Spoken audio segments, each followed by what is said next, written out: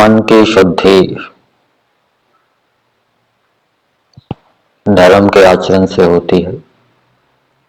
धर्म के आचरण से मनुष्य का मन प्रसन्न रहता है, क्लेशों से रहित होता है, परिणाम स्वरूप उसको सुख होता है। परंतु बहुत से व्यक्ति ऐसे मिलेंगे यह कहते हुए कि हमें धर्म करने में रुचि नहीं होती, अच्छे कार्य करने में रुचि नहीं होती, गलत कार्य करने में रुचि होती है, झूठ बोलने में रुचि होती है, लड़ाई झगड़ा करने में आनंद आता है, चोरी करने में आनंद आता है। ईमानदारी से जीना तो बड़ा कठिन होता है। तो उनके लिए यही है कि रुचि जो नहीं हो रही है, इसका कारण क्या है? धर्म से संबंधी जो ज्ञान के संस्कार हैं वो भी कम है और क्रिया के संस्कार भी कम है। अधर्म करने के संस्कार अधिक है, इसलिए उनकी रुचि हो रही है। अधर्म के विषय में जाना अधिक है, इसलिए उसमें रुचि हो रही है। धर्म के विषय में कम जाना है, धर्म कम किया है, कम संस्कार होने के कारण धर्म में रुचि नहीं हो रही। तो ऐसे व्यक्तियों को अधिक से अधिक धर्म के विषय में जानना चाहिए, ऐसा स्वाध्याय करना चाहिए जिससे कि धर्म के विषय में उनकी जो जानकारी है वो बढ़े। जैसे हम महर्षि दयानंद जी के ग्रंथों को ही लें, सत्याग्रह प्रकाश है, ऋग्वेद आदि भाष्य भूमिका है, व्यवहार भानु ग्रंथ है।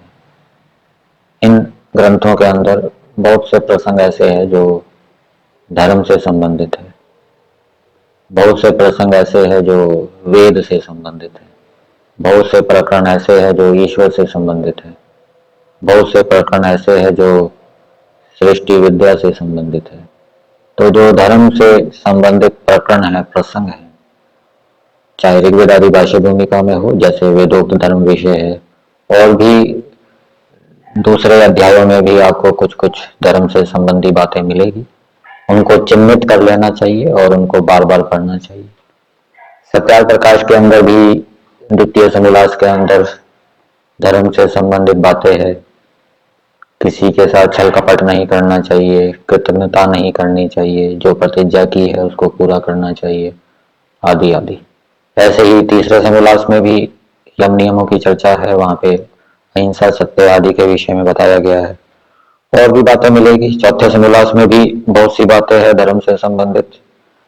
विद्यार्थी का व्यवहार कैसा हो, सत्य बोले, झूठ ना बोले, प्रिय बोले, आदि आदि।